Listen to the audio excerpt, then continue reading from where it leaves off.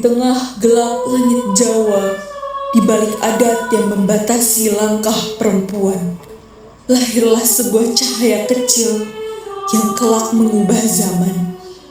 Dalam sunyi pingitan, ia menulis tentang mimpi, tentang kebebasan, dan tentang hak perempuan untuk belajar. Namanya Raden Ajeng Kartini. Perjuangannya adalah cahaya yang membuktikan bahwa setelah gelap akan selalu ada terang. Di tengah sunyi malam, lahirlah seorang anak perempuan ke dunia yang belum sepenuhnya ramah padanya. Tangis pertamanya menandai awal sebuah kehidupan. Kehidupan yang kelak akan dipenuhi batasan dan aturan. Waktu pun berlalu. Tahun demi tahun terlewati. Gadis kecil itu tumbuh, ditarik oleh kewajiban, digiring oleh adat, hingga akhirnya berdiri di hadapan ibunya. Seorang anak yang mulai belajar tentang arti keterikatan dan kehilangan kebebasan. Ayo, Tidak mau. jangan panggil dia ibu. Dia juga ibu kita. Kamu itu anak bupati. Tidak mau. Pergi ke rumah besar. Tidak mau. Jangan ke ibu. Ada apa ini? Dia ingin tidur di kamar pembantu, Noro. Bilang ke anakku ini terakhirnya dia tidur di kamarmu.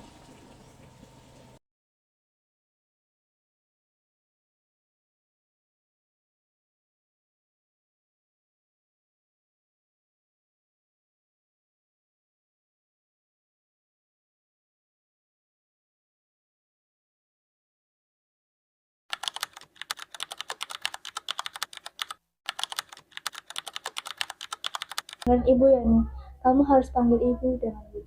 Dan ibu panggil kamu Doro Ajeng, sama seperti kakakmu, Doro Ajeng Sulastri. Tidak mau, Bu. Aku tidak mau dipanggil Doro Ajeng. Ini satu-satunya cara supaya adik dan kakakmu dapat kehidupan yang baik. Mulai besok, tidak ada lagi nyenyak tidur. Kamu harus tidur di kamar Doro Ajeng Sulastri. Hari demi hari, Kartini jalani dalam ruang yang sama, dengan aturan yang sama. Masa pingitan pengurungnya bukan hanya secara raga, tetapi juga jiwa. Kebosanan dan kerinduan akan dunia luar perlahan memenuhi pikirannya. Hingga suatu hari, sebuah uluran tangan datang membawa harapan. Sebuah kunci kecil yang menjadi simbol dari sesuatu yang jauh lebih besar, yaitu kebebasan. Aku ada hadiah untukmu. Hadiah apa? Kamu mau keluar dari pingitan nggak? Mau. Pergi ke kamarku. Di sana ada pintu yang bisa membantu kamu keluar dari pingitan.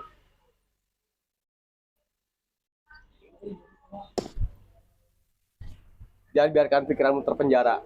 Kutunggu kau di Belanda.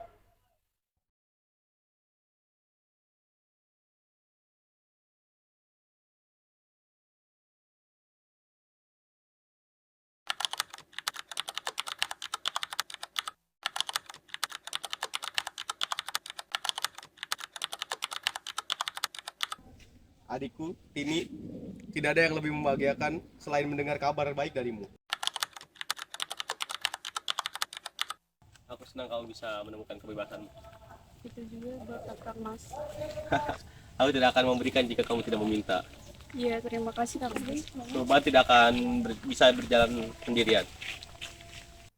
Ini, apa yang kamu punya sekarang tidak ada artinya jika kamu hanya menggunakannya untuk dirimu sendiri. Iya, Kang Mas.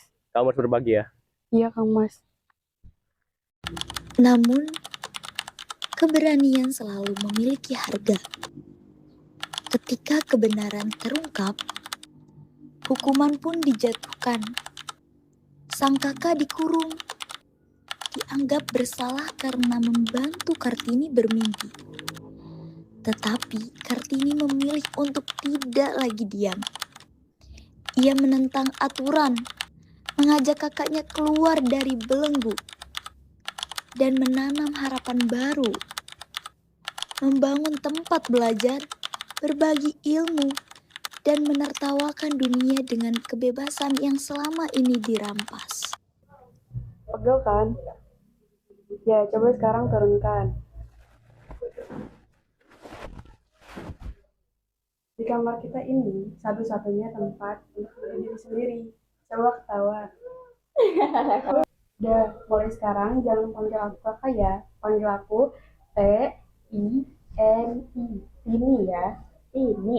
Iya. Nah, aku punya buku. Nanti dibaca ya. Ini bagus banget loh. Wah, terima kasih ya Tini. Iya.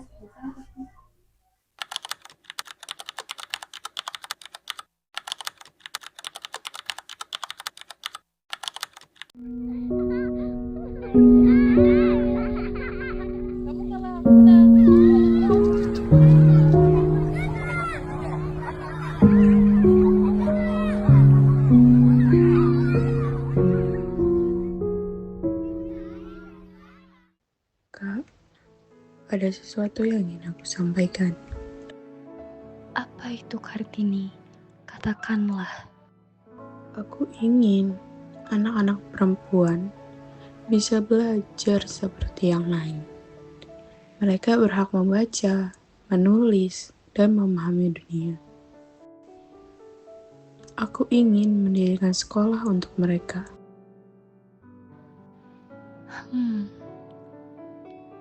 Kartini, itu bukan hal yang mudah. Aku tahu, Kak, tapi jika kita tidak memulainya sekarang, kapan lagi? Aku percaya pendidikan bisa mengubah masa depan mereka. Aku melihat kesungguhanmu. Baiklah, Kartini. Aku setuju. Kita akan membangun sekolah itu bersama. Terima kasih, Kak. Ini bukan hanya mimpiku. Ini harapan bagi banyak perempuan. Usaha itu membuahkan hasil. Kartini berhasil mendirikan sekolah kecil bagi mereka yang terpinggirkan. Anak-anak belajar dengan penuh harap, namun kebahagiaan tak pernah datang tanpa ancaman. Di bawah hujan yang turun tanpa ampun, bayang-bayang kehilangan kembali mendekat.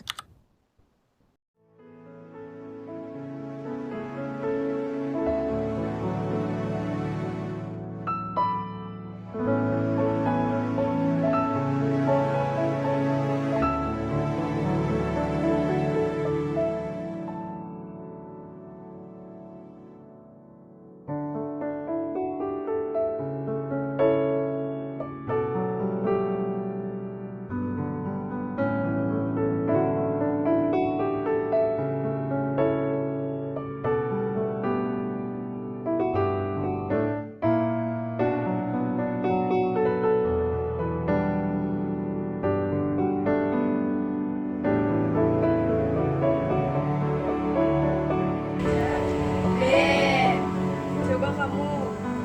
A. Kamu? B. Baik, sekarang kalian tulis ini ya. Nih. Coba. Baik, Bu.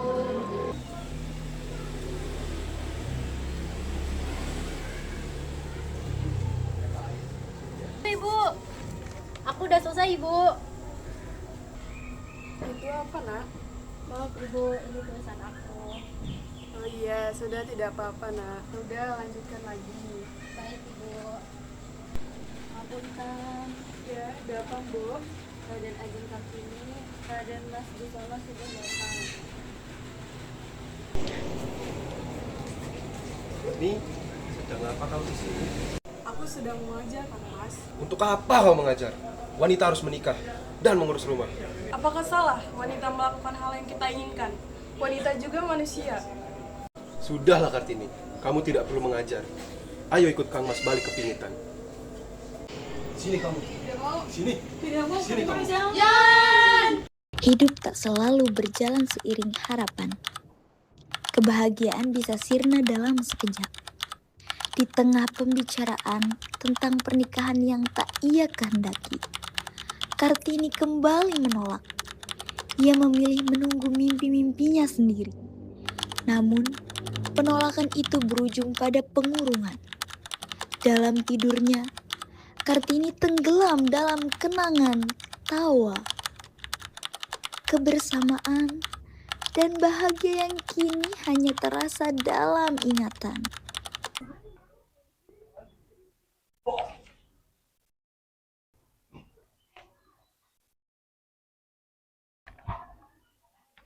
Mbok,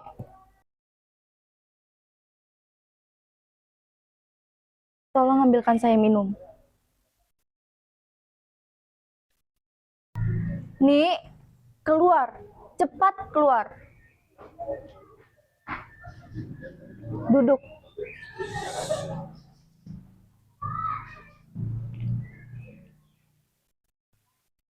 Ada apa, Bu? Ibu ingin berbicara denganmu. Nih, sudah saatnya kamu dipingit. Ibu tidak mau melihatmu terus belajar dan mengajar. Persiapkan dirimu hingga tiba calon suamimu menjemputmu. Mengapa, Bu? Apakah salah jika seorang wanita belajar? Apakah salah jika seorang wanita memiliki kedudukan yang setara dengan pria? Cukup. Tradisi tetaplah tradisi. Dan saya akan tetap berpendapat seperti ini, Bu. Terserah kamu saja. Hingga tiba saatnya, mau atau tidak mau, kamu harus melakukan pingitan. Tini, apakah kamu sudah memikirkannya dengan baik? Sudah, Kang Mas. Maaf Tuan, saya kurang setuju dengan pendapat Diajeng Kartini tentang sekolah ke Belanda. Kenapa? Jika Ibu mendengar, mungkin beliau akan marah Tuan. Terserah saya saja bagaimana nantinya. Baik Tuan. Ingat Kartini, kamu harus memikirkan ini dengan baik, atau tidak kamu akan menyesal. Baik, Kang Mas. Baik.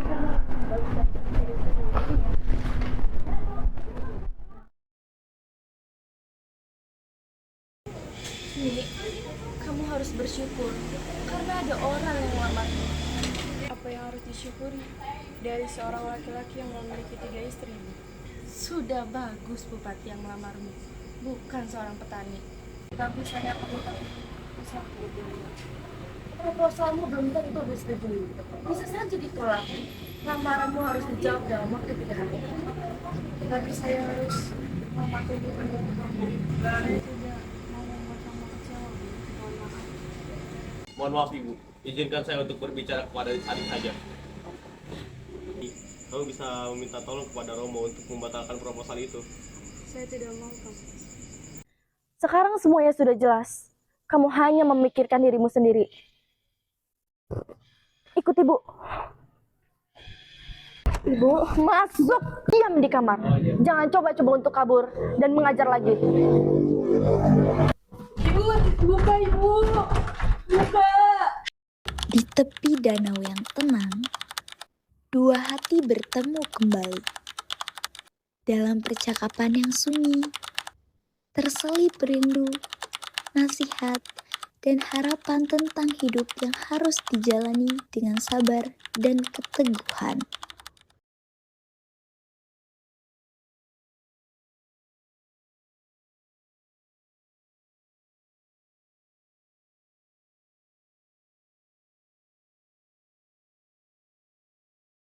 Ada apa, Yu? Panggil saja Ibu, kita tidak sedang di pendopo. Ada hal yang ingin Ibu tanyakan dan mengerti. Ilmu apa saja yang sudah kamu pelajari dari dalam aksara Belanda? Kebebasan, Bu. Lalu, apa yang tidak ada dalam aksara Belanda? Ini tidak tahu, Bu. Kesetiaan.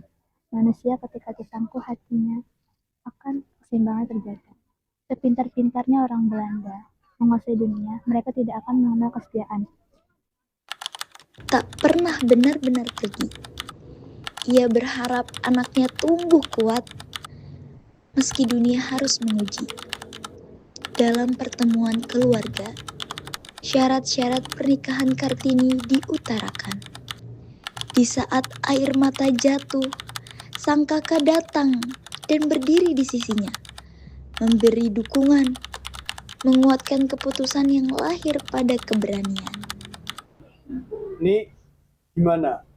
Apa kamu siap nyandang Raden Ayu? Saya siap untuk menerima pinangan dari Kanjeng Adipati Dayu Adiningrat dari Rembang. Tetapi saya ingin meminta syarat. Apa lagi nih? Sebutkan apa saja syaratnya. Yang pertama, saya tidak mau membasuh kakinya dan dibebani oleh berbagai perintah sopan santun yang rumit, serta saya mau diperlakukan seperti orang biasa saja.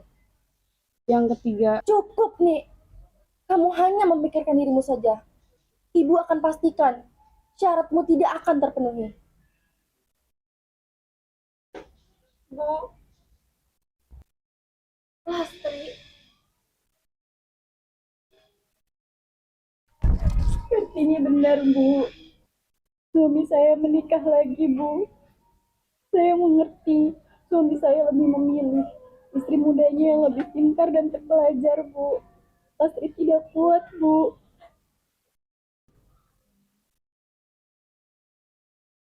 Kartini, lanjutkan pernikahanmu.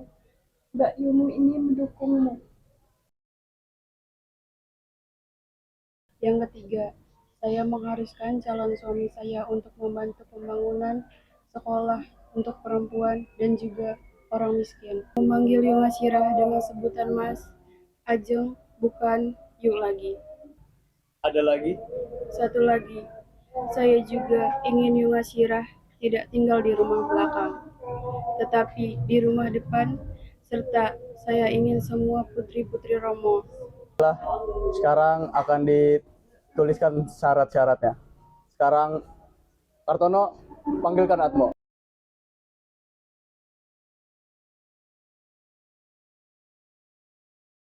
Mohon maaf Romo, izinkan saya untuk menulis surat ini Romo. Saya adalah anak yang paling tua, sudah jadi bukti saya sebagai kakak untuk menjaga adik-adiknya. Dan saya akan membantu untuk mengirimkan surat itu langsung ke Bupati Rembang, Romo. Baiklah. Waktu kembali berlalu.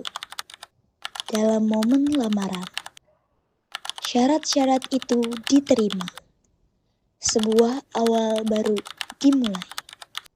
Bersama pasangan yang mendukungnya, Kartini akhirnya mampu mewujudkan impiannya, mendidik, mengajar, dan memberi arti bagi banyak kehidupan. Apakah benar dia Ajeng yang menulis syarat-syarat pernikahan itu? Maaf, betul Tuan. Tetapi jika Tuan tidak setuju dengan syarat-syarat saya, tolong jangan dijadikan beban, agar semua masalah di keluarga ini tidak terpanjang.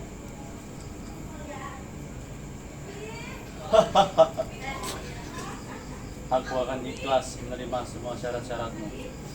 Aku akan mendampingi cita-citamu. Bagaimana, dia Ajeng?